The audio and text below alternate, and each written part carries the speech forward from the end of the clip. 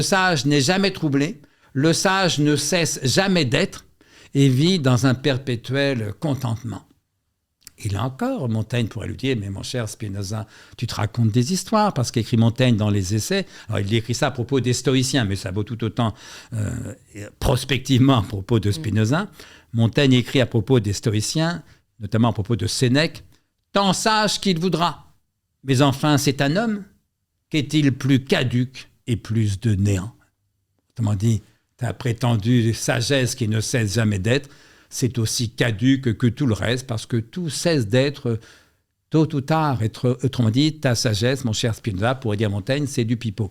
Ça n'empêche pas que Spinoza soit un immense génie, qu'Épicure soit un immense génie, et que je reste philosophiquement plus proche d'Épicure ou de Spinoza que de Montaigne. Sauf que voilà, Montaigne m'a libéré de cette sagesse idéale, parce qu'au fond, la sagesse n'est qu'un idéal, et être matérialiste, c'est penser qu'aucun idéal n'existe.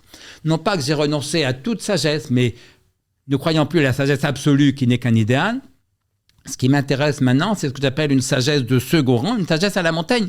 Une sagesse de second rang, c'est-à-dire une sagesse pour ceux qui ne sont pas des sages, au sens où Épicure ou Spinoza pouvaient l'être ou prétendaient l'être, une sagesse pour ceux qui ne sont pas des sages, qui n'envisagent même pas de le devenir, mais qui ont la sagesse au moins de l'accepter.